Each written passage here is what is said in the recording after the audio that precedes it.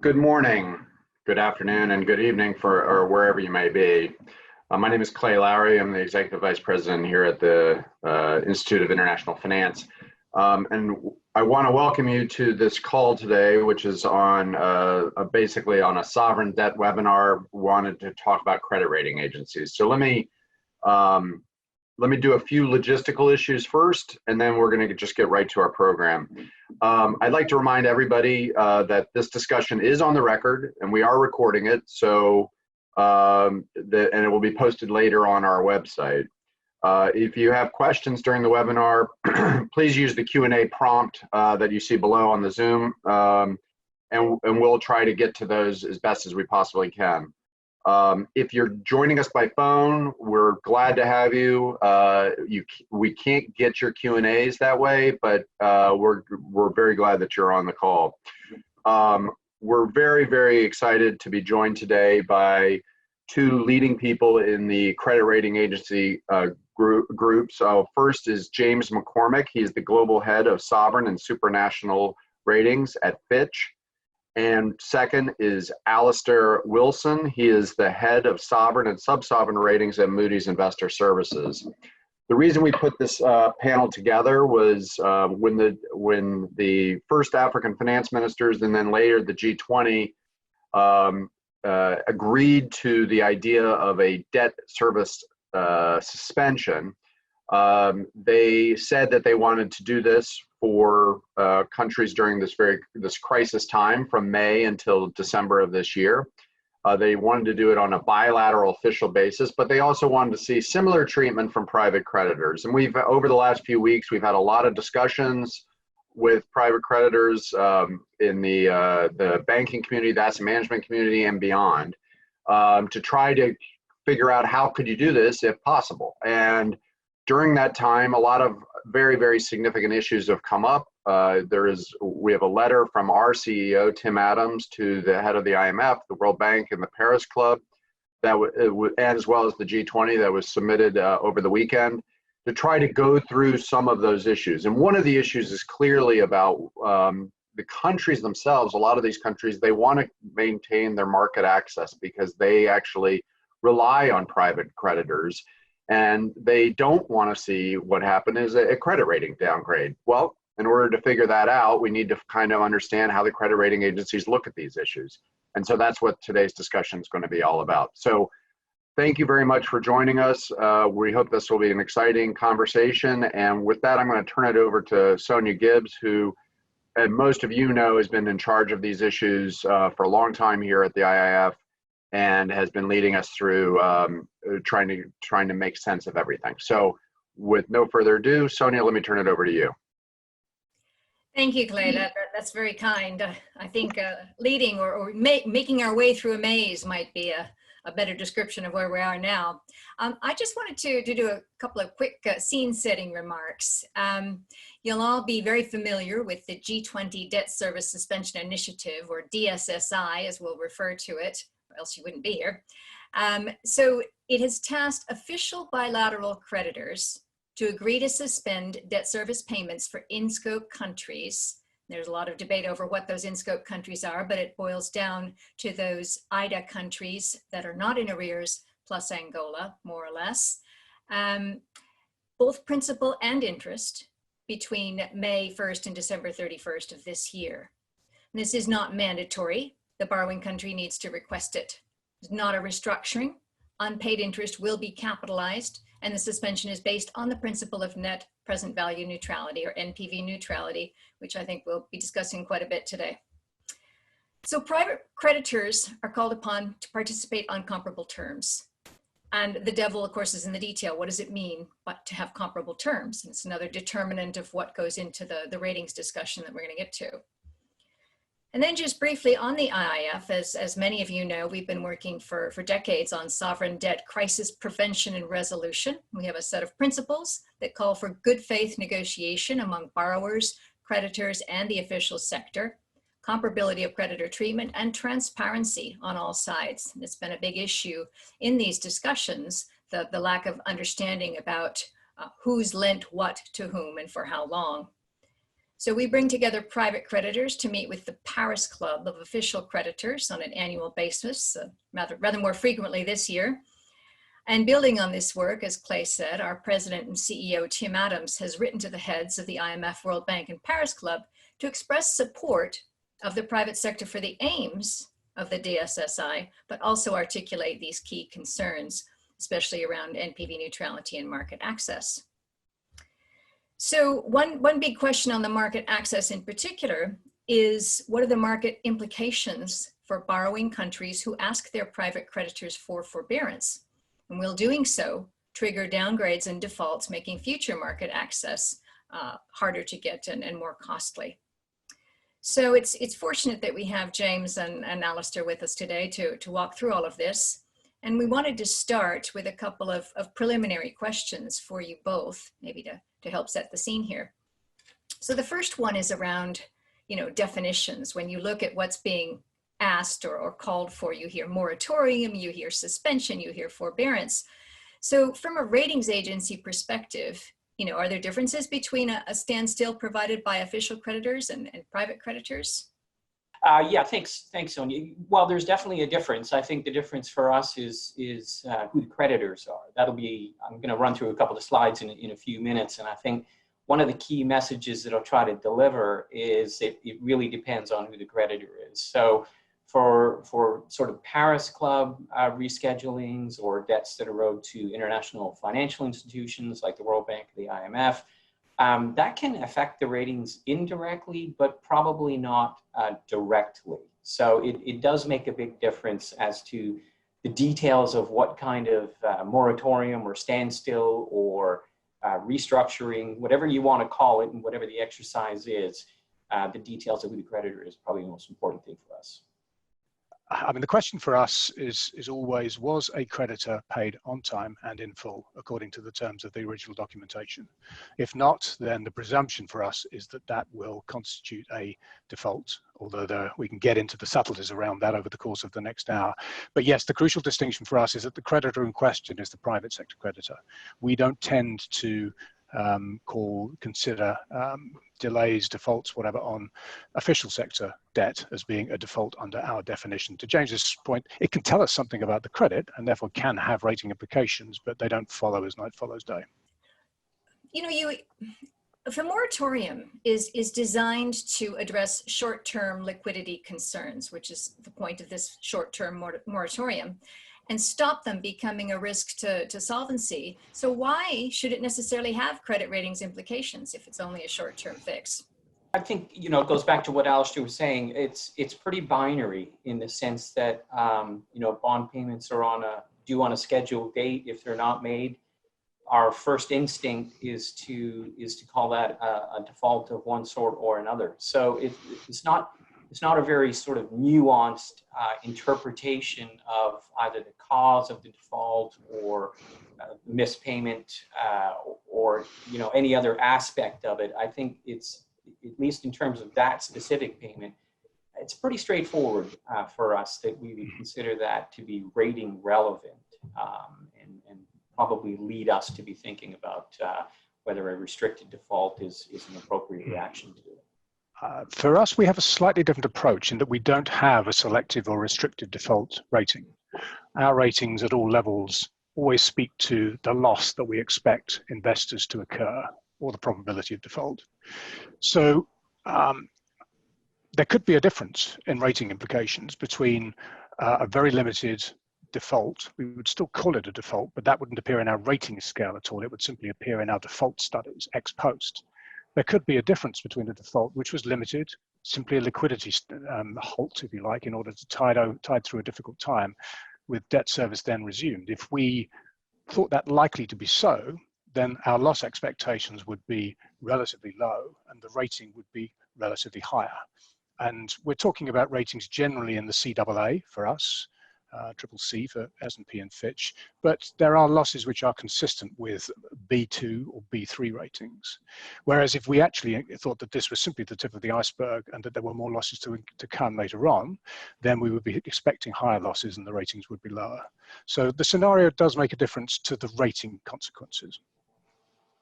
And a general question for you both, does it make a difference if we're talking about loans rather than bonds in terms of the non-payment?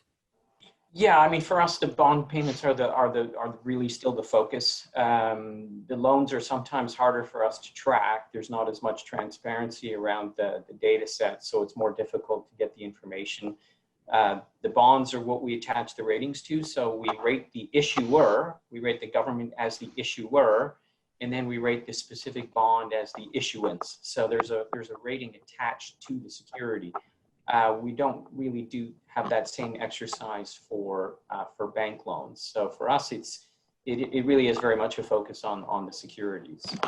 And I think we probably end up at the same place. For us, we don't in principle distinguish between bonded debt and loan debt, and the ratings speak to both. But I agree with James's point that typically it's a lot harder for us to see into the negotiations where you're talking in between borrowers and bilateral commercial lenders or syndicated loans. Amongst other things, therefore, it's difficult for us to tell what losses are actually incurred. So we tend to focus more on bonded debt restructurings, but in principle, we look at both equally. So one question, and we're not officially in audience Q&A time, but we are getting a few that are germane to this first part of the discussion. So one general question, is there a legal way to make a missed coupon payment not a default? Well, I was just wondering what it means a legal way. Does that mean that, is there a way for there to be a missed payment without rating agencies considering it to be a default? If that is the question, then in principle, the answer is yes. We have seen debt restructurings. I think Mongolia was one recently. And we can get onto our criteria, which I think are very similar to those that Fitch deploys, in determining what is it that constitutes a default. And what we typically see in these circumstances is not a simple outright failure to pay. It's a replacement of one set of cash flows with another set of cash flows. And that we would generally call a potential distressed exchange. And in those circumstances, we ask ourselves two questions. One, does this distressed exchange, or does this exchange lead to a loss for investors? And two, is the effect of the exchange to avoid default on the part of the obligor? Very often, the answer to those questions is yes, in which case we would call it a distressed exchange and position the rating accordingly. But it is possible that even at low rating levels, we see exchanges where there is no obvious loss to investors. And again, I think a relatively recent one was Mongolia, where there was a distressed exchange. I think we had Mongolia at CAA1 or CAA2, anticipating a distressed exchange, which didn't actually happen because there was no loss to investors, and those that chose not to participate were ultimately paid out. Well, you mentioned Mongolia, and this is you know, one of the things we wanted to get to, and I know, James, you have a few slides you're going to share with us, is sort of a historical perspective on some of this, because markets have long memories, and many are revisiting the experience, for example, of the highly indebted poor countries or HIPC initiative back in 1996, and the multilateral debt relief initiative back in 2005. So from a ratings perspective, when you look at sort of this time around, how do past experiences like that compare with today's? Yeah, I think one big difference for us is just the rating universe is much bigger. So if you look back to the HIPC initiative, a lot of those countries were not in capital markets, did not have credit ratings. We didn't have a lot of sovereign coverage of sub-Saharan Africa, where the HIPC initiative was really most focused. So I would say it you know, not entirely, but largely passed us by on the rating side, simply because those countries were not active in capital markets. Clearly, they have subsequently become active in capital markets and now have ratings. So it's hard to really compare what happened then with what happened now, because of what may happen now, just because the coverage is so much different. Do you agree, Alistair?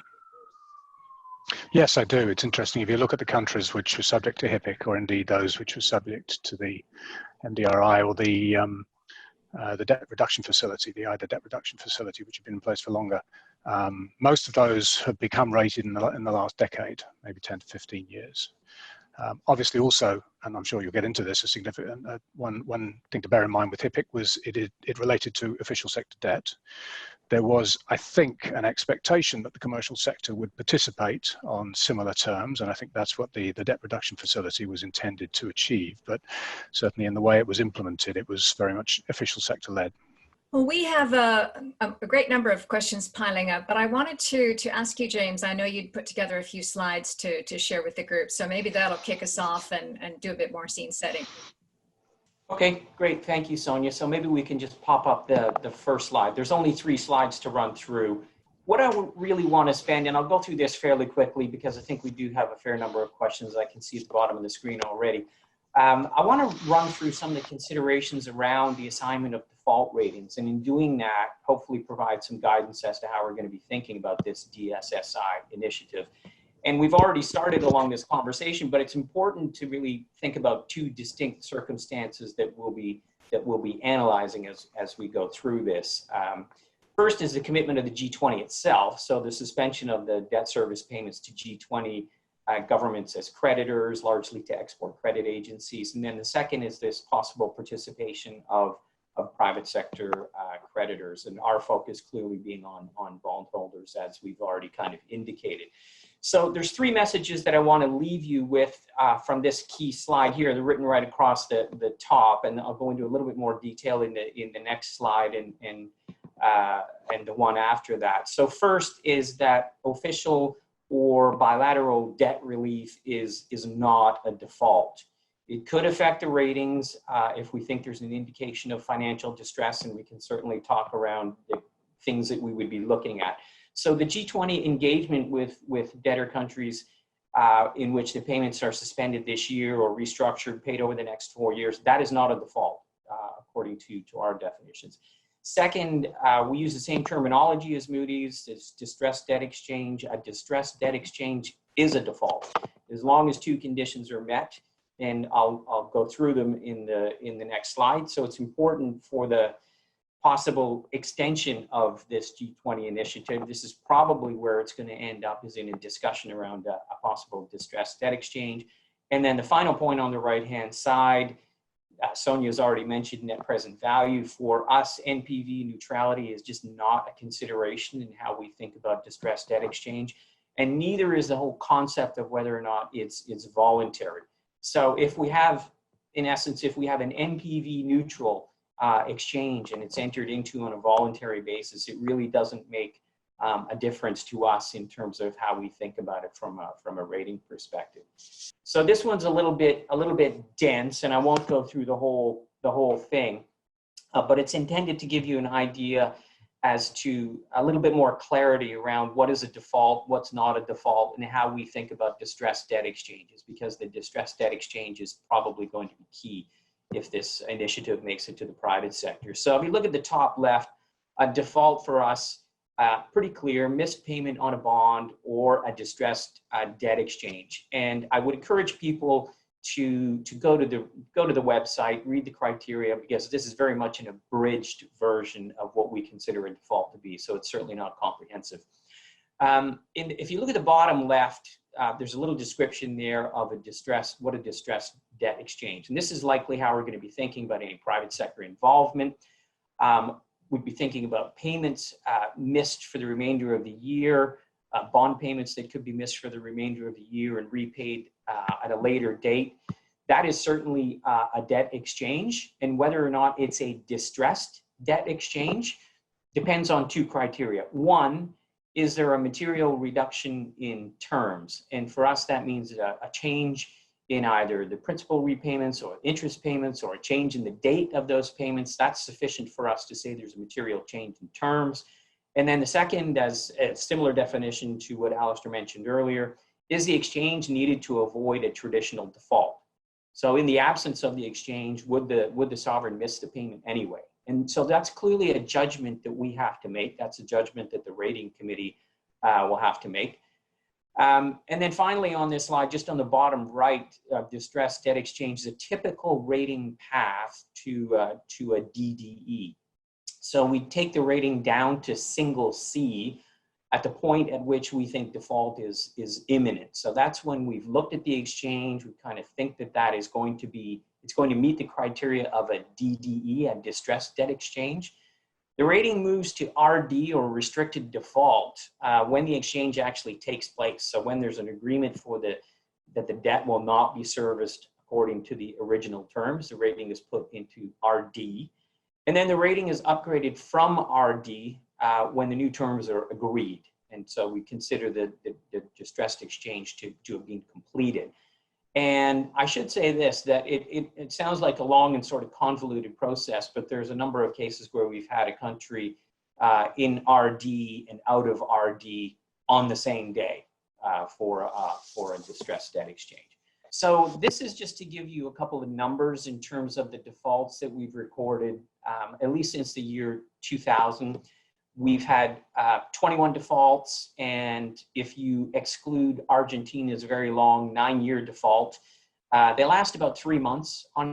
So an RD rating is in place, or a default rating is in place for an average about 3 months. For distressed debt exchange, it's a lot shorter. The average time that a country is in RD due to a distressed debt exchange is only 11 days. And as I mentioned, some of them go into RD and out the same day. And we've still got 3 defaults that are unresolved. If we include Venezuela, which went into default in 2017, we no longer rate Venezuela, so that one's not going to be resolved anytime soon. Ecuador and Lebanon. The chart on the right is just to show you what the ratings were for defaults, countries that went into default just before they went into default, and then after they came out of default. And so you can see just before default, the ratings were CC on average of those 21 countries. Pretty much the same for all defaults and distressed debt exchanges. And coming out, the ratings that we assigned were typically on average CCC. So the highest rating that we've assigned for a country that comes out of default is single B. We've had a couple of those. We've had a couple of B minuses, but on average, it's CCC once it comes out of default, either because of a distressed debt exchange or a straight up default. So I'm happy to conclude my presentational remarks there, hand it back to Sonia, and happy to take any questions. Great, thank you very much, James. And we have a couple of questions around the voluntary nature of the participation in this exchange. But before that, I wanted to give Alistair a chance to respond or set out any different perspectives. Alistair? Just a couple of comments. I think if I'd had slides, they would have been very similar to James's, so thankfully I spared you them. But the one point to make on James's first point to do with NPV neutrality, I would not, for our purposes, go quite so far as to say that NPV neutrality is not relevant. One of the things that we look for, there may be a subtle difference here between our approach and Fitch's, and I think James talked about a material change in terms. What we're looking at is actually loss. So you could imagine a material change in terms, which was nevertheless, perhaps you could call it NPV neutral or positive, or more broadly did not entail a loss. And again, I think going back to the Mongolia case, that was one of the restructuring. The terms of the restructuring was sufficiently positive for bondholders that we concluded there was no loss. Now we talk in terms of losses, we tend to talk in terms of NPV neutrality. So I think it is something that we take into account. We don't, in trying to look at the existence of loss, we try to avoid getting drawn to detailed discussions around NPVs because it gets you into questions of discount rates, and ultimately these are judgmental, excuse me. What we prefer to do, where there are market prices, is look at the price of the exchange to debt at the point of exchange, because if there genuinely is NPV neutrality, you would expect that debt to be trading somewhere near par. If in fact it's trading at a material discount, then that implies this is not NPV neutral. We do look at that, and it is a conversation that we've been having with both investors and with the official sector around the supposed NPV neutrality in this case, because I think we would conclude that actually it is not, what is being proposed, at least by the official sector, is not NPV neutral, because the aim is to retain the same level of exchange of interest rates throughout this this debt standby rather than applying current market rates. Now, if we were to do an NPV calculation or to look at market prices, you'd expect to show that that shows a loss. And if the same approach were taken in the private sector, we would ultimately conclude, I suspect, that there was a loss. So I think we have a subtly different approach to Fitch there, but I think it's different on the margins. Just in terms of the rating management and the numbers, we've got slightly more defaults over the past 20 years, 32 defaults. Typically, what we try to ensure in terms of the rating path is that each rating that goes into default is rated CAA1 at highest a year in advance. Actually, what we've managed is not quite so good as that. I think our median rating a year ahead of default has been B3. The median rating in default, at the point of default, has been around CAA2. Typically, that median rating takes a year to go from B3 to CAA2 and takes 3 to 4. And it's worthwhile saying, though, that as a matter of practice, at the point of default, almost all of the 32 countries or the 32 instances, the rating was in the CAAs at the point of default. One exception to that was Dominican Republic in 2005, where actually the loss given default was so low, I think it was in the mid 90%, that we left that rating in the B3 range. So we didn't actually move it out of the Bs, just to illustrate both that that can happen, but also that it's rare. I'll pause there. Right, and you know that touches on one of the questions that's come in for you, in particular for Moody's on the NPV neutrality question, which is a very interesting one. So you speak about economic loss and while also providing cash flow relief. So if lending back at market yields or credit enhancement. So if there were to be such an enhancement or adjustment in yields, how would you measure the economic value of some type of credit enhancement like that? Could it stave off an instance of default? I think, again, for us, the obvious place to look would be the price of the securities that are being exchanged. If there genuinely is enhancement, whether it's in the form of return or in the form of some sort of third-party support, you would expect to see that in the trading price of the exchanged securities. That would be the first place we'd look. And yes, if there genuinely were that enhancement of either sort, and we saw that in the price, then we would recognize that as something which, even if there were a material change in the terms, did not entail a loss and therefore was not a distressed exchange. I have to say that is rare. Normally what we see is something which does entail economic loss. James, did you want to comment? Yeah, maybe I'll just comment on why we why we're a little bit different, I guess, than Moody's and some of the things that Alistair has mentioned. We're a straight sort of probability of default approach. So the loss given default is not really part of the calculation for us. So I suppose in that sense, there's a difference in how we will think about these things. And the NPV neutrality was something that we took out of our criteria quite a few years ago. Really based, again, on some of the things that Alistair was saying about sometimes there's some disputes or some difficulties in making those kinds of calculations and, disagreements with the debtors themselves or creditors. And so we felt that the simplest thing for us to do was just to remove it, because it seemed that it was becoming too contentious a point. And we didn't think it was really the right focus for us in terms of if we're thinking about just the probability of default, then the NPV issue is one that was kind of leading us astray sometimes. So it's been out of our criteria actually for quite a few years. So a couple of questions have come in around the use of collective action clauses and consent solicitations. And do these make a difference to your judgment as to whether there's been default? I mean, if we're thinking about distressed debt exchanges, I mean, I suppose we do have to be cognizant of the terms of the bond, right? So I think there is value in having a look through that to see if this is still, by the letter of the obligation that the issuer has, whether this is consistent with that, with those legal obligations. So yes, it can have an impact. I think if it were to make a material difference, then the application of CACs would tell us that there is coercion going on here. Actually, for us, the voluntary or coercive nature of the exchange is not of the first order of importance. What's most important to us is there a loss? And was this done to avoid default? Would the issuer have defaulted without doing this exchange? But we do learn something from the nature of the exchange itself and whether it is voluntary. And clearly at the limit, at the other end of the rating scale, we see debt exchanges, liability management exercises all the time, which are entirely voluntary, and we can see that, and their voluntary nature is something that tells us this is something which is absolutely fine from a rating perspective. It is one of the, and if in principle, if we were to see something even at the bottom end of the scale, which we felt was genuinely voluntary, then that is something we would take into account in assessing whether or not to include it in our default study, but also whether or not it was something that had rating implications. Rating implications would be generally be to emphasize, though, that when looking at the voluntary nature of an exchange and the losses that investors occurred, we're not looking at the position of the immediate holders of the debt. We know that at point of exchange, there would be many holders who have purchased debt at a deep discount and are quite happy to sell it at a slightly less deep discount.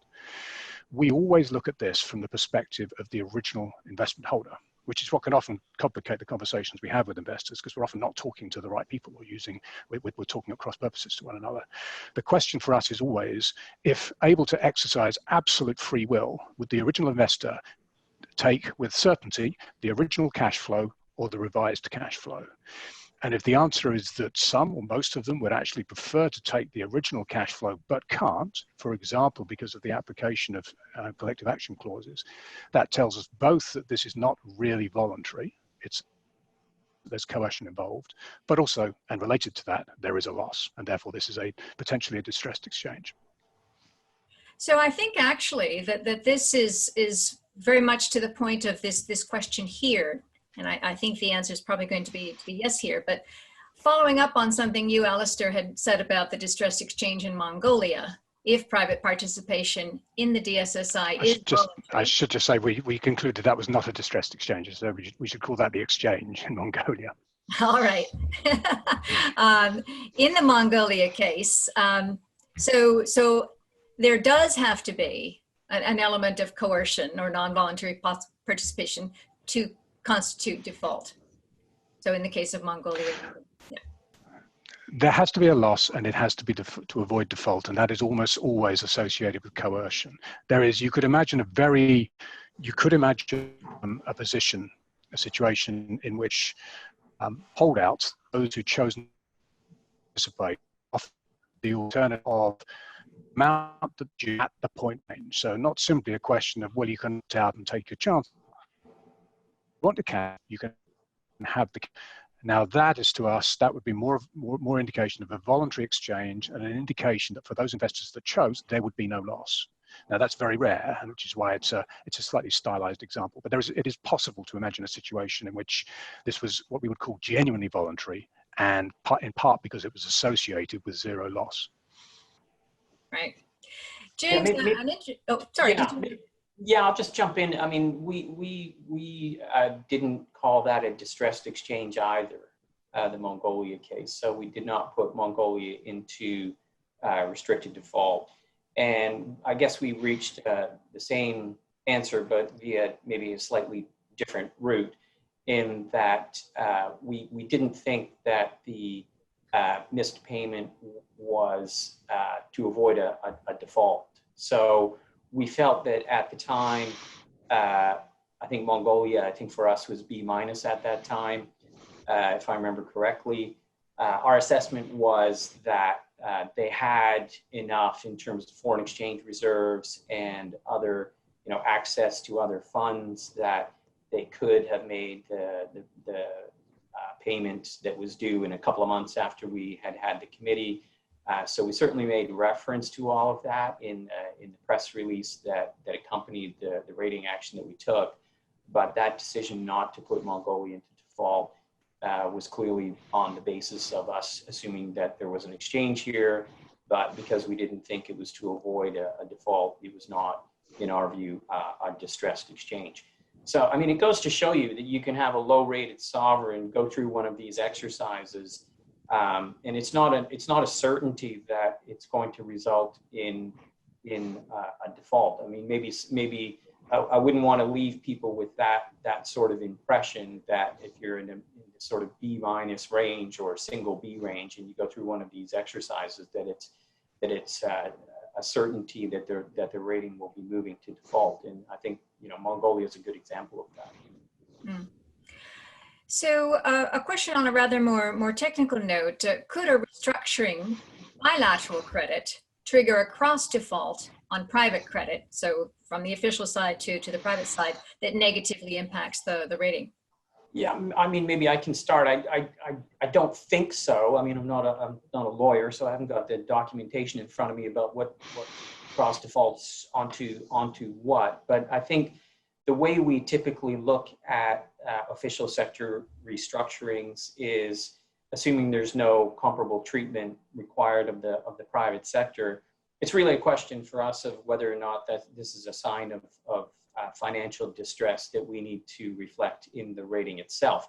So therefore, we're not really talking about putting a country into default, but we are going to have an active discussion about whether or not we need to, and we probably, in all honesty, would have already been having that discussion, because countries don't simply pop up on the restructuring list without us knowing about it. So there would probably be some discussion as the country moves closer to that, to the actual restructuring, that in all likelihood we would probably be taking that rating lower as we go there. So not a default in that sense, but a reflection of weakness in the credit profile.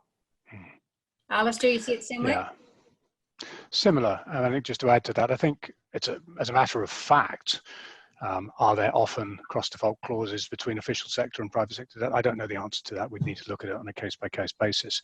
I think one thing to bear in mind, though, is that I would imagine, and this isn't necessarily true, but I would imagine that the definition of default is not necessarily a rating agency default. It can't be a Moody's default, because we don't have that rating level of a default rating.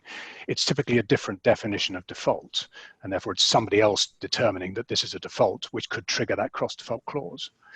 But if that were to happen, what would the channel be for rating implications? Most likely it would be because if there were this cross-default clauses, it typically, I think, requires acceleration of the debt.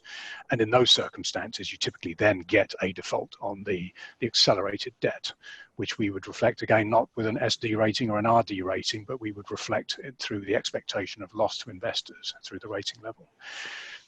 So I think essentially, I mean, the answer is the same as with James. These are all qualitative judgmental decisions, which for us reflect our expectation of loss now and in the future over the term of the debt. So there could be implications, but those implications would be based on judgments. This is an interesting question here, which focuses, I think, a little bit on the risk of contagion across other countries. So, as rating agencies, do you now need to price in some non-zero probability of a required default or distress exchange for countries that have even a small amount of private sector debt? And how do you think about this in the context of your debt sustainability analysis? I'm not really sure how to answer that one, to be honest. I mean, contagion, I think, from country to country is something that we see less of. So, but I don't think that's what can you kind of run through it again? I've got a little confused in terms of what the person's actually asking. Can you say it again? Yeah, no, I think the question is along the lines of, now that this G20 DSSI has happened, yeah, do you need to look at all countries that have even a small amount of private sector debt, particularly, I guess, in the low income or vulnerable category, and factor in some possibility of a distress exchange or more compulsory default? No, I don't think that's the case. No, I think maybe one thing that's worth pointing out is that, all our ratings are intended to be forward-looking ratings, except default ratings. So a restricted default rating or a default rating is sort of a matter of record or a matter of fact. It's not a forward-looking rating. Doesn't mean we wouldn't move ratings lower if we thought countries were sort of drifting in that direction.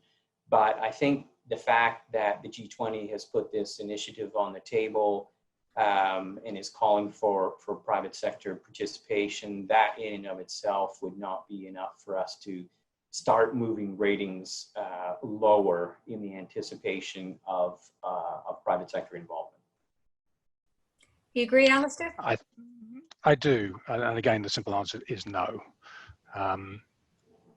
And it's no because we have a long-standing approach, whether this is an issue to do with a single sovereign or multiple sovereigns, where there is an event which may or may not happen, and particularly where there's an awful lot of uncertainty around that event and also its implications.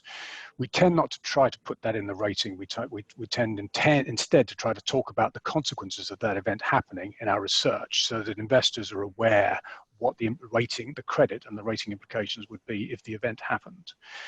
And that's an approach we've tried to use here, where, yes, as you say, there is an announcement that debt relief will be on offer for a very large number of rated sovereigns. And with that debt relief, official sector debt relief, could come implications for private sector creditors. We have consciously not taken rating actions across the full set. What we're looking for is a much greater level of certainty that that debt relief will in fact be sought, so that we can then try to understand the consequences of that. And I can imagine that one of the ways in which we approach that is if and only if it becomes clear to us, we can be confident that that a sovereign will seek official sector debt relief, then one of the options available to us is to place that rating on review. Not because we necessarily see the need for a downgrade, but because we need to signal to investors the potential consequences associated with that, and for ourselves also to explore what those consequences actually are. So, for example, if the sovereign is explicitly seeking, will that hold? Is that a realistic expectation, given the quite clear expectation on the part of the Paris Club that private sector creditors will share? We would need, during any review, to understand quite what latitude the sovereign had to limit its debt relief to official sector creditors. And if it didn't, we'd also need to try to understand what the loss implications might be for private sector creditors. For us, the review is the perfect vehicle to try to understand that, at the end of which we can either change the rating or we confirm the rating at its existing level. But we do this very much on an issuer by issuer basis. We're trying to avoid blanket actions. So this kind of takes us into the market access territory type of question. And we have a few, as you can imagine, around that. One being, and also to the market pricing. For governments whose foreign currency bonds are trading between 30 and 85 cents on the dollar, have these countries effectively already lost market access? And in your estimation, how many of the countries covered in the G20 DSSI still have market access? Yeah, I suppose, there's probably a lot of people on the call who are much closer to markets than we are. I think we need to be careful not to have the ratings determined by market pricing, because you just end up in a sort of circular world of the market pricing determining the ratings and just kind of reinforcing each other.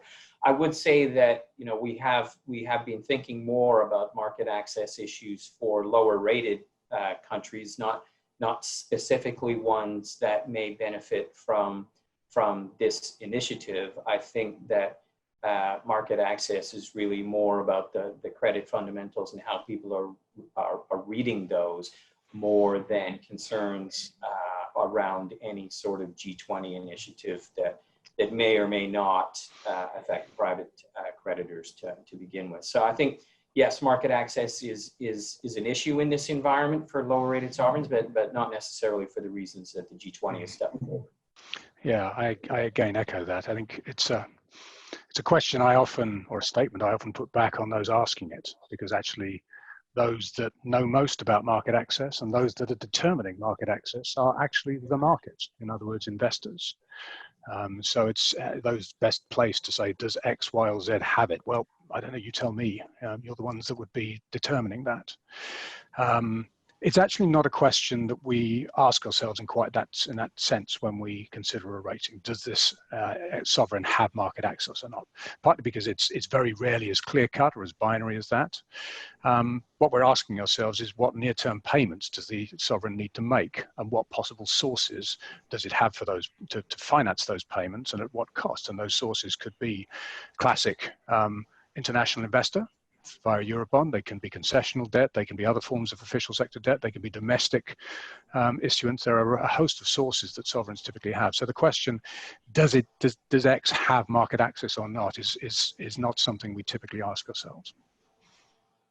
So there's a couple of quick requests for clarification on credit default swaps specifically. So one is, if the moratorium is NPV neutral, does this automatically trigger CDS and be considered a default? The other is, you know, if the missed coupon is agreed, and I guess that's a similar concept, is it still a credit event for CDS?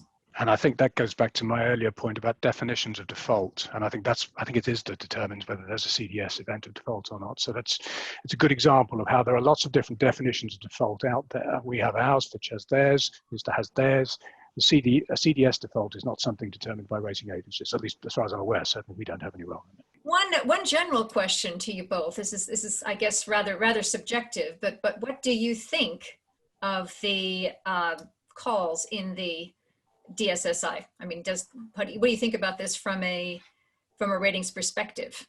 Look, I think it's perfectly understandable that the G20 would want to step forward in this kind of environment and do what could be helpful to countries to get them through the worst of the pandemic. And if you read the term sheet, the intention is clearly to put resources to work in other more higher priority areas. And I think that I think is perfectly understandable.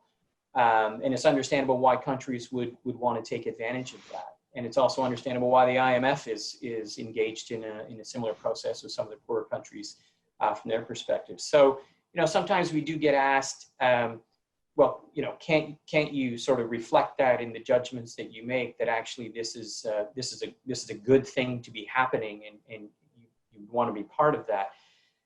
We are bound by the criteria, and we are bound by the obligation that we have to investors to sort of call these things as we see them according to the criteria and aligned with the criteria. It's difficult for us to sort of set the criteria aside in certain circumstances, not apply it in some circumstances such as the one that we're in, and then apply it a year from now against another country that may be in a similarly difficult situation, but not quite this difficult situation. So, I think in some regards we're quite sympathetic for the whole initiative, but we do have this, we do have an obligation to the investment community to sort of abide by the criteria, the published criteria, and do what we say in that criteria. So Alistair, I want your thoughts on this as well, but let me just frame it with this question from civil society here, saying, there's talk of the idea of a systemic rating agency freeze on ratings downgrades on humanitarian grounds, and never happened before. Could we do this now? So it's a restatement of these same questions. And I mean, one answer to that is that that's not for rating agencies to decide. Another is James's. We do feel, I mean, it's very important for us in whatever we do to try to avoid normative judgments. Is this the right thing, the wrong thing, good or bad? In this particular case, as James said, it's really hard for us to stick to that, because this is clearly, for these countries, a good initiative. This will release resources that are very much needed for humanitarian efforts and for economic recovery. So we can see the goodness in the objective here. But to James's point, it is our responsibility to express a view which is narrowly limited to credit. Now, should we decide not to do so? I mean, it's a slightly odd question to me, because it's almost like saying, well, we're having this conversation. We, the investors, know what you, the rating agencies, think, but we'd rather you didn't say it. And I'm not sure, I don't, as a point of principle, really understand that. It's we're clear on what we think drives ratings. We can be clear on something that we think is credit negative, and would, other things being equal, change a rating. Actually deciding not to change that rating doesn't seem, I mean, we might as well say to investors or to public sector, or to the official sector, if you choose at this point in time to disregard the rating, that is of course entirely your choice. But it is our responsibility to give expression to our views through the ratings. And the moment we stop doing that is a very slippery slope. Now, that is a difficult message, and it's one I'm caveating very carefully, because we do see what a beneficial initiative this is going to be for the world's poorest nations, and we're very mindful of that in our deliberations. But our deliberations have to focus on credit. I think that's clear. But the $64,000 question, I think we had a number of expressions of that one. So thank you for answering it. A couple of questions here, which are more towards solutions and next steps. And I'll start with one of the solution questions. This is a reference to the proposal from some of the African finance ministers to put B-rated countries' debt service payments into a special purpose vehicle managed by AAA rated multilaterals. And if this were done on an NPV neutral basis, would that still fit into the default category? Well, yeah, maybe I can start. I think it depends what happens at the other end. So it depends if you're a bondholder, what your experience with that kind of arrangement is. If bondholders are paid in full and on time from a special purpose vehicle, then I think we'd be probably quite sympathetic to that. I mean, our criteria is not designed for kind of what if questions, right? That is really the function of a rating committee. So I should underscore that whatever I think both of us probably say here, is kind of how we're interpreting things, but it's not necessarily, can't definitively tell you in all cases how we would look at it. But I think my gut instinct is to think about the investor and whether or not they're being repaid in full and on time. Yes, I echo that. I mean, again, I think the term I used earlier on was replacing one set of cash flows with another. It doesn't ultimately matter whether these are actually debt instruments that are being exchanged or some other form of cash flows. That's what we would try to understand. But it always to us comes back to the question, firstly, is there a loss here? And secondly, the ultimate question is, if you were the original investor, and given a free choice, which would you prefer to take? If you're neutral, or you actually prefer the structured vehicle, then there's no loss and there's no default. But if not, then that takes us on to the next step, and we have further questions to answer. And on the note of next steps, a couple of questions here, which I think they're good ones to wrap on. One, I think, goes back to some of the points, James, you were making in your presentation, which is, how long empirically does it tend to take for a country to go from that has gone from, say, a single B to default, RD? How long empirically does it take to recover the prior B rating on average? And the other, I think, is a more qualitative question on what are the key ingredients for market access to be restored at post restructuring, from your point of view. Yeah, I guess we'd probably come back to what we said earlier about market access. It's not really for rating agencies, I think, to determine that. There's, that's a question for someone in the market. But I guess in terms of the rating profile, how long things take. I mean, one thing to point out for us in terms of countries that have entered the CCC or lower range have typically not, I think in all cases, have not avoided default. So, which is a record that kind of goes back quite a few years. So, from single B to default, I don't have the numbers sitting in front of me. I just have the numbers that were in that chart, how long it takes for defaults to be cured. But countries can sit in the CCC range for a while before default actually happens. But our experience is that when countries get into that category or lower, there is a default. And just to be clear, I guess that the CCC for us means default is possible. Double C means it's probable, and single C means it's imminent. So all of those ratings have default right in the sort of definition. So at that stage, we're getting very close to thinking about some kind of default scenario. Alistair? And I would just add to that again. I'm going to plug the sovereign default study that colleagues of mine publish once a year. The next one is due out very shortly, but the last one, there's a good chart in that, Exhibit 21, which shows the pattern, the typical pattern, the pattern of the median rating into default and out of default.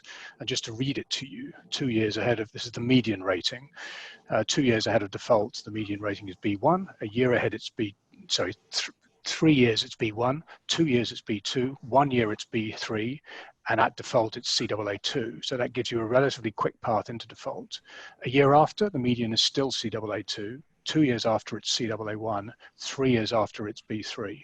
So that gives you a sense of the slowness of the trajectory coming out of what we would consider to be a default situation, or at least a near default situation.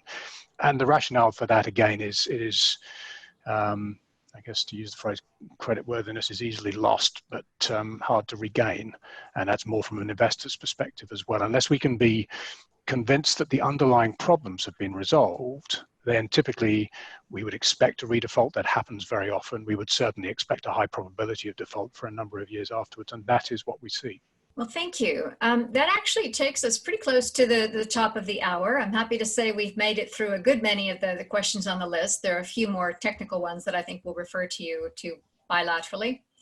But I really want to thank you both for spending all the time to talk us through these issues, which are very complex, and your perspectives have really helped us understand the implications of ratings in this G20 debt service suspension initiatives. So thank you very much for being with us, and thanks to our audience, and we'll have the replay of this up on our website.